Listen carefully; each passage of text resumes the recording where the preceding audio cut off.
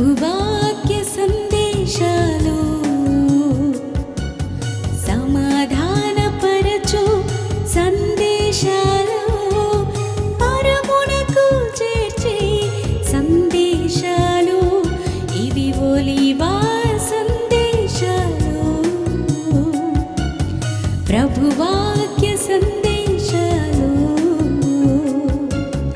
సమాధానపరచు సందేశాలు పరమునకు చేర్చే సందేశాలు ఇవి ఒలీవా సందేశాలు. పిలిచాడంట, సమస్తంని విడిచిపెట్టాడు. నా ప్రియ సహోదరి సహోదరా, మిమ్మల్ని నేనేమి విడిచిపెట్టమంటలా. మిమ్మల్ని మీ ఇంటిని విడిచిపెట్టమంటం లేదు, మీ తల్లిదండ్రులను విడిచిపెట్టమంటం లేదు, మీ ఆస్తిని విడిచిపెట్టమంటం లేదు, మీ పిల్లలను విడిచిపెట్టమంటం లేదు. కేవలం నేను విడిచిపెట్టమన్నది ఒకటి, మీ ఆలోచన, చెడు ఆలోచనలు, చెడు తలంపులు, చెడు క్రియలు విడిచిపెట్టండి. చెడు ప్రవర్తన విడిచిపెట్టండి. దురాలోచన, దుష్టత్వాన్ని పాతిపెట్టండి. యేసయ్య రక్తంలో కడగబడాలి. యేసు రక్తంలో కడిగి శుద్ధులుగాండి. పరిశుద్ధులై ఆయన నామాన్ని మహిమపరచండి. ఇదే నేను మీ నుంచి కోరేది. మేము గురించి ఏమైనా వేల రూపాయలు అడుగుతున్నానా? మీ నుంచి ఏమైనా లక్షల రూపాయలు అడుగుతున్నానా? లేదే. మీ ప్రవర్తన మార్చుకోండి, విడిచిపెట్టండి. ఇదే కదా అడిగేది. నా యేసయ్యకు సాక్షిగా ఉండండి. ఇదే కదా అడిగేది. ఆయన పరిశుద్ధుడు, మీరు పరిశుద్ధంగా ఉండమంటున్నాను. ఆయన పవిత్రుడు, మీరు పవిత్రంగా జీవించమంటున్నాను. ఇదే కదా నేను అడిగేది. ఏంటి మీరు ఇచ్చిపెట్టేది ఈరోజు? అలా అంటున్నాడు, నానా చేపలు మీరు చాలా ప్రాముఖ్యంగా, చాలా నైపుణ్యంగా పడుతున్నారా, నాకు నచ్చారు. ఇదిగో రండి, నన్ను వెంబడించండి, మిమ్మల్ని మనుషులు బట్టి జాలరుగా చేస్తా. యేసు నామములో. ఏంటంటాడు? ఇప్పుడు చేపలు కాదు, మనుషులు పడతారు. నా రాజ్యంలో నివాసం ఉండేలాగున, నా రాజ్యాన్ని స్థిరపరచలాగున మనుషులు బట్టే జాలరుగా నిన్ను చేస్తాను, రండి నన్ను వెంబడించండి అన్నాడు. వాళ్ళని వెంటనే వాళ్ళు వచ్చారంట. నా ప్రియ సహోదరి సహోదర, ఇంకా కొద్దిగా ముందుకెళ్తే కదా ఆ యోహాను, యాకోబు కూడా అదే పనిలో ఉన్నప్పుడు వారిని కేక వేశాడు.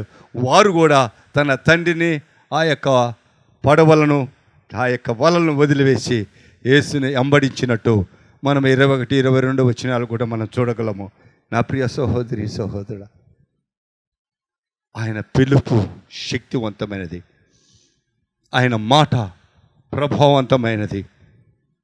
ఆయన మాటకు లోబడితే మనలో ఉన్న బలహీనతలు పోతాయి. ఆయన మాటకు లోబడితే మనలో ఉన్న ప్రతి బలహీనతను శుద్ధి చేసుకోగలం. ఆలోచన చేయండి, ఈరోజు ఆలోచన చేయండి నా ప్రియ సహోదరి సహోదరు. ఎప్పుడు ఆ సుంకపు మెట్ట దగ్గర ఉన్న మత్తయ్యను పిలిచాడో, మత్తయ్య ఆయనను వెంబడిస్తూ, అయ్యా మధ్యాహ్నం అయిందయ్యా, భోజనం టైం అయిందయ్యా, రా మా ఇంట్లో భోజనం చేద్దాం రండి అని ఆయనను, ఆయనతో ఉన్న వారందరినీ కూడా పిలిచికెళ్ళి భోజనం పెడుతున్నాడు. మత్తయి సువార్త 9వ అధ్యాయం 10వ వచనం.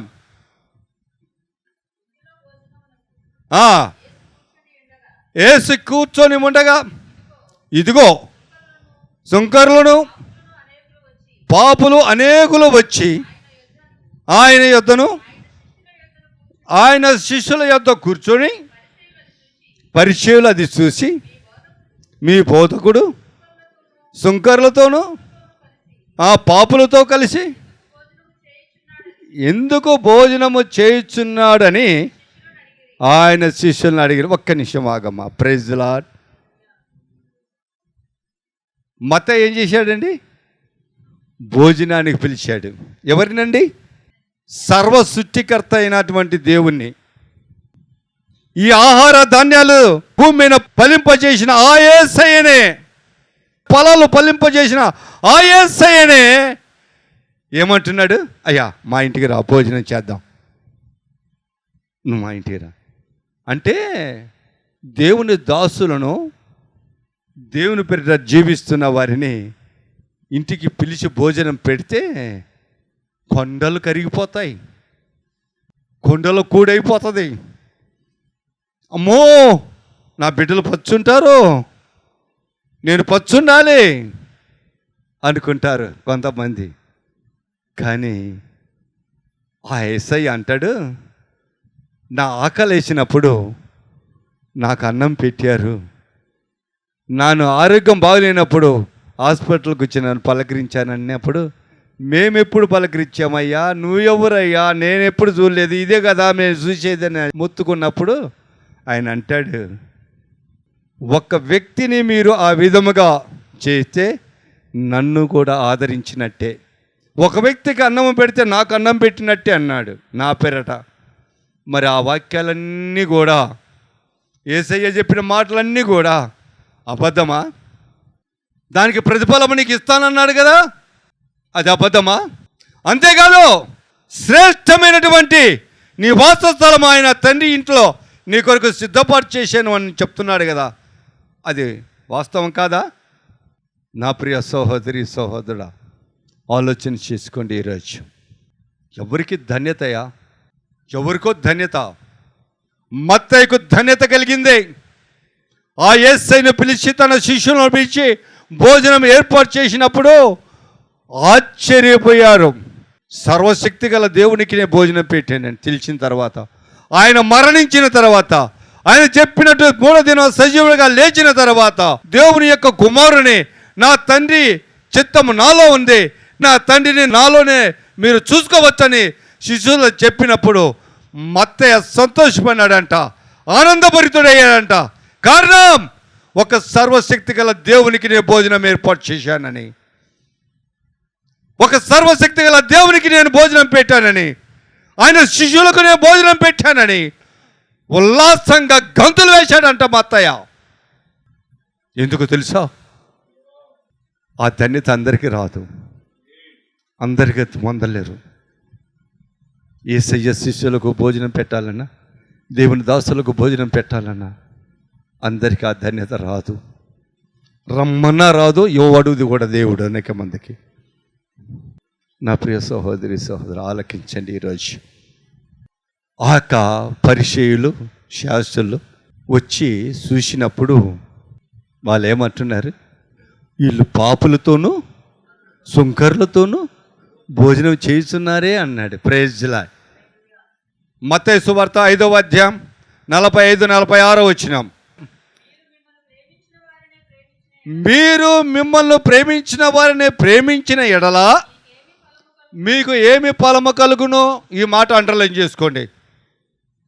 మా బంధువు, మా రక్త సంబంధికుడు, మా కులస్తుడు, ఏంటంటే మా దాయాది, మా అక్క కొడుకు, మా బాబాయ్ కొడుకు, రాయ్యా, నువ్వు ఎప్పుడు దేవుని ఎరిగావయ్యా, నువ్వు ఎప్పుడు పాస్టర్ అయ్యావయ్యా, దా రాయ్యా అని భోజనం పెడితే, ప్రేమించితే తక్కిన దేవుని సేవకులు ఏమవుతారు? దూర ప్రాంతం నుంచి వచ్చిన సేవకులు ఏమవుతారు? వారికి భోజనం పెట్టకపోతే వారు ఏమవుతారో అంటున్నా.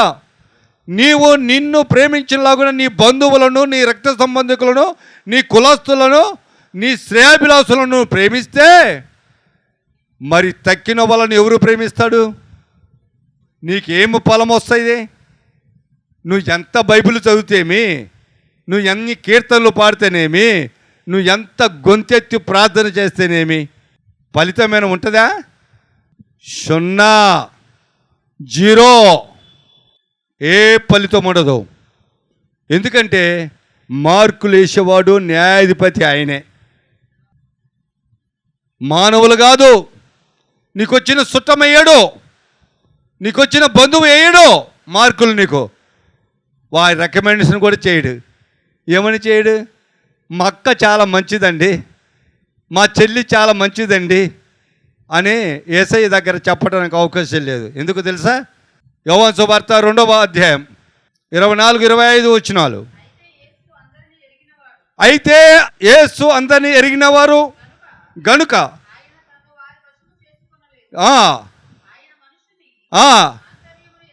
వాళ్ళ మనుషుల అంతరంగంలో ఎరిగినవాడు గనుక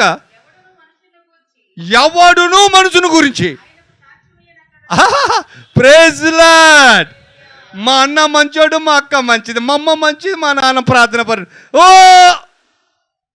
చెప్పనక్కర్లా. యేసయ్యకి అన్నీ చూస్తున్న దేవుడు, అన్నీ ఎరిగిన దేవుడు. అర్థమైందా?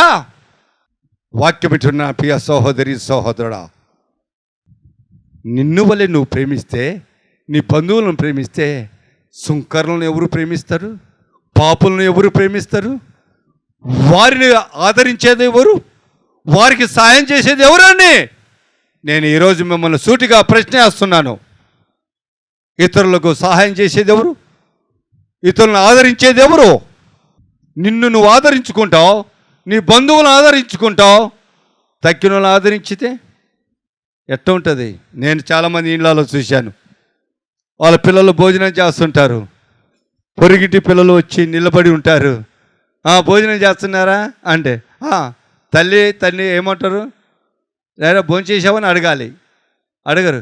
రే వీళ్ళు భోజనం చేస్తున్నారుగా, నువ్వు కొంచెంసేపు ఆగి రారా ఆడుకుందు అంటారు. ఏమాత్రం నువ్వు భోజనం చేసావా లేదరా అని అడగతేమి? వాడికి అంతా ఒక ముద్ద పెడితే నీ కొడుకుతో నీ కూతురుతో పాటు వాడు సంతోషిస్తాడుగా, వాడు ఆనందిస్తాడుగా. రేపు వాళ్ళ ఇంటికి వెళ్ళి అమ్మా నాకు పలానా ఆంటీ పలానా అంకుల్ నాకు అన్నం పెట్టారు కొద్దిగా అని చెప్పినప్పుడు వారు కూడా నీ కొడుకు నీ కూతురికి అన్నం పెడతారుగా. ఆ గుణలక్ష్యం ఎవరిది కావాలి? ఎక్కడి నుంచి? నీకు ప్రేమ, మనుషులంటే ప్రేమ, బిడ్డలంటే ప్రేమ, చిన్నపిల్లలంటే ప్రేమ లేదు, సుంకర్లంటే ప్రేమ లేదు, పాపులంటే ప్రేమ లేదు. ప్రేమ లేని వారులారా, నీకు ప్రేమ ఎక్కడి నుంచి దక్కుతుంది? యేసయ్య ప్రేమ. యేసయ్య ప్రేమ నీకు ఎక్కడి నుంచి వస్తుంది? ప్రార్థన చేసి వస్తుందా? క్రియలను బట్టి వస్తుంది. రక్షణ ఎవరిని బట్టి వస్తుంది? కృప ఎవరిని బట్టి వస్తుంది? నీ క్రియలను బట్టి, నీ పద్ధతిని బట్టి వస్తుంది. ఆలోచించేయండి నా ప్రియ సహోదరి సహోదరుడా.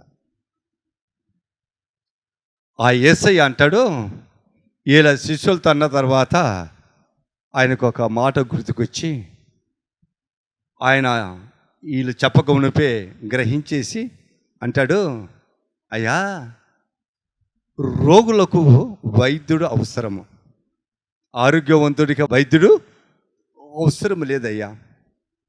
కాబట్టి మీకు ఒక చిన్న మాట చదివించి ముందుకు వెళ్దాం అనుకుంటున్నా. మత్తయి సువార్త 3వ అధ్యాయం 7వ వచనం.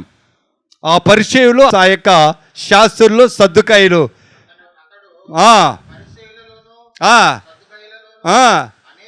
అనేకులు బాప్తీసము పొందవచ్చు చూసి సర్ప సంతానమా అంటే, సర్ప సంతానం అంటే ఏంటి? సర్ప సంతానం ఎందుకన్నాడు యోహాను? బాప్తీసం ఇచ్చే యోహాను సర్ప సంతానం అంటే సర్పాలు రావాలి బాప్తీసం తీసుకోవటానికి. మనుషులు కదా వాళ్ళు మనుషులు కదా అంట. అంటే మోసగింపబడినటువంటి ఆదాము అవ్వ గర్భము నుంచి ఉద్భవించినటువంటి ఏంటంటే, మోసగింపబడిన సర్పము చేత మోసగింపబడిన ఆదాము అవ్వ గర్భము నుంచి వచ్చినటువంటి ఈ ఓ జనాంగమా, ఓ ప్రజలారా, అపవాది సర్ప సంతానమా, అపవాది సంతానముతో కూడిన వారులారా, మీకు బుద్ధి చెప్పింది ఎవర్రా? రాబోయే ఉగ్రతలను తప్పించుకోవటానికని గడ్డి పెడుతున్నాడు. చదువు. రాబో ఉగ్రతను తప్పించుకొను బుద్ధి చెప్పిన వారు ఎవరు? రాబోయే ఉగ్రత ఏంటి? తీర్పు సమయములో, రాకడ సమయములో, భూమి ఆకాశము సాపలాగా చుట్టపడు సమయములో, కొత్త ఆకాశము కొత్త భూమి ఏర్పడే సమయములో, నవయుగ పెళ్లి కుమారుడు పెళ్లి కుమార్తెను వధువు సంఘాన్ని తీసుకొని వెళ్ళటానికి భూలోకమునికి రాబోతున్న ఆ శుభ సందర్భంలో జరగబోతున్నటువంటి ఆ భయంకరమైన అటువంటి వాతావరణాన్ని నుంచి తప్పించుకోవటానికి బుద్ధి చెప్పింది ఎవర్రా మీకు అని అంటున్నాడు. Praise lord.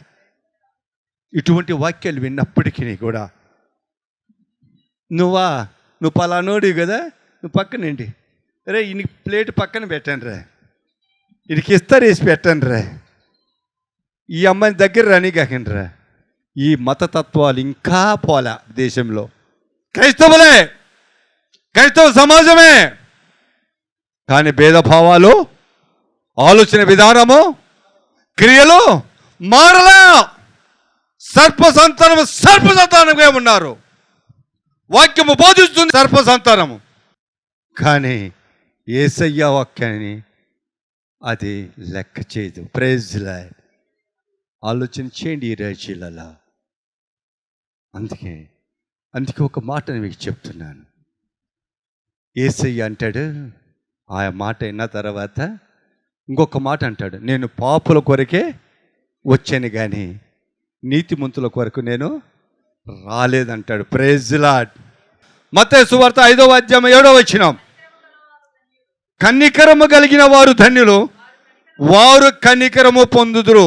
కనికరము కలిగిన వారు, నువ్వు ఇతరుల మీద కనికరము, దయ, ప్రేమ చూపితే నువ్వు ధన్యురాలు అంతే. నువ్వు యేసు నామములో నువ్వు ఆ కనికరం పొందుతావు, ఆ దయ పొందుతావు. అప్పుడు నీ జీవితం మారుతుంది, నీ బ్రతుకు మారుతుంది, నీ జీవిత శైలి మారుతుంది. నువ్వు మారకుండా దేవుడు నిన్ను మార్చడు. Praise lord. ఇది ఆలోచన చేసుకోండి. ఈరోజు నశించున్న దాన్ని ఎతికి రక్షించడానికి వచ్చానని లూకా సువార్త 19:10 చెప్పాడు. యోహాను సువార్త 3వ అధ్యాయం 17వ వచనం, దేవుడు లోకమును ఎంతో ప్రేమించాను. లోకం అంటే నేను బేతోలను బాగా ప్రేమించానంట. అంటే దాని అర్థం ఏంటి? నేను బేతోళ్ళ గురించి ఉదయం సాయంత్రము దేవుని సన్నిధిలో కన్నీరు కార్చి విజ్ఞాపనలు చేస్తున్నాను అంట. ఏంటి దాని అర్థం? ఎవరైతే బేతోలు పెదపేటలో ఉన్నారో ఆ కుటుంబాల గురించి, ఆ వ్యక్తుల గురించి, ఆ బిడ్డల గురించి, ఆ యవనస్తుల గురించి, ఆ క్రైస్తవ సమాజం గురించి, ఆ మందిరాల గురించి, ఆ సేవకుల గురించి ప్రతిరోజు ఉదయం సాయంత్రము ఉదయం ప్రార్థన చేస్తూనే ఉన్నా ఇక్కడి నుంచి వచ్చిన దగ్గర నుంచి. కాబట్టి ఆ రోజు నేను చూసిన వాతావరణం ఈరోజు లేదు. చప్పట్లు కొట్టి దేవుని మహిమపరచండి. ఆ రోజు నేను పెద్దపేటలో చూసిన వాతావరణం మారింది. ఈరోజు మార్పు చెందిన వారు చాలామంది, అనేక మంది నిలదొక్కున్న వారు క్రైస్తత్వంలో, అనేక మంది దేవుని స్తుతించేవారుగా బయలుదేరారు. ఆ రోజు నేను ఒకే ఒక సంఘాన్ని చూశాను, 2 సంఘాలు. ఈరోజు ఆ 7 సంఘాలుగా ఏర్పడినాయి. దేవుని నామానికి మహిమ కలుగునుగాక. సువార్త వినిపిస్తపడుతుంది ప్రతిరోజు. Praise lord. హల్లెలూయా. ఇది మార్పు, ప్రజలలో కూడా మార్పు రావాలి ఆశపడుతున్నాను. పెద్దపేటను గురించి అంటే కాదు, పెద్దపేటలో ఉన్న వారి గురించి మాట్లాడుతాం. లోకములో వారిని ఎంతో ప్రేమించాడంట. భూలోకములో ఉన్న సమస్తమని కూడా ప్రేమించాడు యేసయ్య. Praise lord. చదువునానా. లోకము తన కుమారుని ద్వారా రక్షణ పొందుటకే కానీ లోకమునకు తీర్పు తీర్చుటకు దేవుడు ఆయన లోకములోనికి రానియలేదు. Praise lord. ఏం చేయటానికే అమ్మా? ఏం చేయటానికంట? రక్షణ ఏంటట? లోకానికి ఏమి ఇవ్వటానికి వచ్చాడు? లోకంలో ఉన్న ప్రజలకు ఏమి ఇవ్వటానికి వచ్చాడు? రక్షణ. దేని నుంచి? జన్మ పాపము నుంచి, కర్మ పాపం నుంచి రక్షించడానికి వచ్చాడు. నిన్ను నీతిమంతుడిగా చేయటానికి వచ్చాడు. ఆ రక్షణ. కానీ తీర్పు తీర్చడానికి రాలే. వస్తాడు, తీర్పు తీర్చడానికి ఒక రోజు ఉంది రాబోయే రోజులలో. Praise lord. హల్లెలూయా. ఆ రక్షకుడైన యేసును నువ్వు గుర్తెరిగావా? ఈరోజు పిలిచిన ఆ దేవుణ్ణి, నిన్ను ఏర్పాటు చేసుకున్న ఆ దేవుణ్ణి, బిడ్డగా, కుమార్తెగా, కుమారునిగా ముద్రించబడిన, పిలువబడుతున్న నీవు ఆయనను రక్షణ కలిగిందా? ఆ రక్షణ నువ్వు కొనసాగిస్తున్నావా? ఒకసారి ఆలోచన చేసుకున్నా ప్రియ సహోదరి సహోదరుడా. లూకా సువార్త 7వ అధ్యాయం 37, 38, 39 వచనాలు చదవండి. ఆ ఊరిలో ఉన్న పాపాత్మురాలైన ఒక స్త్రీ యేసు పరిచర్య ఇంట్లో భోజనానికి కూర్చొని ఉండగా ఒక బుడిలో అత్తరు తీసుకొని వెనక తట్టు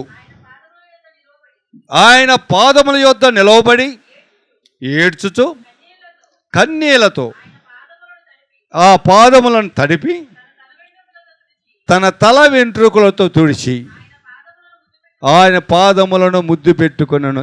ఎవరమ్మా? పాపాత్మురాలు.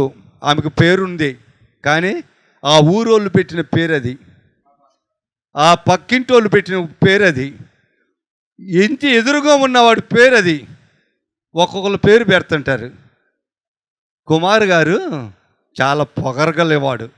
ఏంటంటే కుమార్ పోయింది, ఆయన పొగరగలవాడు, గర్విష్ఠుడు, అహంకారుడు, తిరుగుబోతూ, జగడగొండి, కలహాదారుడు, ఇలా టైటిల్ పెట్టేస్తుంటారు. ఏంటంట? ఇష్టానుసారంగా టైటిల్ పెట్టేస్తుంటారు. ఆ టైటిల్లో వచ్చినటువంటి కుమార్తె కానీ ఈ టైటిల్ పాపాత్మురాలు అనే టైటిల్ తగిలిచ్చేశారు ఈమెకు. Praise lord. ఆ పాపాత్మురాలంట యేసే రక్షకుడని ఎరిగి, యేసే పాపాలను క్షమించువాడని గుర్తెరిగి, ఆయన చేసిన కార్యాలన్నీ విని పరుగున వచ్చి కన్నీరు కాలుస్తూ ఆయన పాదాలను తడిపి తల వెంట్రుకలతో శిరోభావాలతో తడిపి ఆ ఎంట్రుకలు పట్టుకున్నందుకు యుద్ధాలే జరిగినాయి. అనేక మంది కూడా పతనమయ్యారు చరిత్రలో. కానీ అటువంటి తల ఎంట్రుకలు ఆయన పాదాలను తుడిచింది, ఆమె పాదాలు తుడిచింది. పిలిచినవాడు పరిచయుడు యేసుప్రభును పిలిచాడు. అయ్యా రా, కాలు కడుక్కోమని నీళ్ళు ఇవ్వలేదంట, చేయి తుడుచుకోమని టవాలు ఇవ్వలేదంట, అయ్యా ముద్దు పెట్టుకోలేదు, కౌగులించుకొని ముద్దు పెట్టలేదంట. అన్నీ ఉన్నాయి దాంట్లో, రాసుకుంటూ వచ్చాడు. అదంతా నువ్వు పిలిచావా? ఈమె ఎవరో నీకు తెలుసా? ఈయనకు పాపాత్మురాలైన ఈమెను ఈయన అంటుకుంటుంటే అలా మౌనంగా ఉన్నాడే, ఈయన పరిశుద్ధుడా కాదని ఈయనకు అనుమానం వచ్చిందంట పిలిచినోడికి. ఈయన అసలు పరిశుద్ధుడు కాడు, కానీ పిలిచిన ఆయన పరిశుద్ధుడు. పాపాత్మురాలు పరిశుద్ధుని పాదాలు కడుగుతుంది, పరిశుద్ధపరచబడాలని, పవిత్రంగా జీవించాలని. కానీ పిలిచిన వాడు అపవిత్రుడు, అట్టనే ఉన్నాడు, మోసగాడు, దగాగాడు, జ్ఞానం లేనివాడుగా. అలా ఉన్నావానే ఈ రోజులలో జ్ఞాపకం చేసుకో. 47, 48, 49, 50 చదువు. ఆమె విస్తారముగా ప్రేమించను కనుక ఆమె విస్తారమైన పాపములు క్షమించబడినాయి. తప్పకుండా దేవుని మహిమపరచండి. యేసయ్య పాద సన్నిధికి వచ్చినప్పుడు, కల్వరి శిలువ దగ్గరకు వచ్చినప్పుడు నీ కల్ముషాలు కడగబడతాయి, ఆయన రక్తము ద్వారా కడగబడతాయి, పరిశుద్ధపరచబడతావు. నా ప్రియ సహోదరి సహోదరా, విస్తారమైన పాపాలు క్షమించబడినాయంట. ఆ యొక్క 48లో అంటాడు మాట, చదువుమా. నీ పాపములు క్షమించబడి ఉన్నాయని ఆమెతో అనెను. అప్పుడు ఆయనతో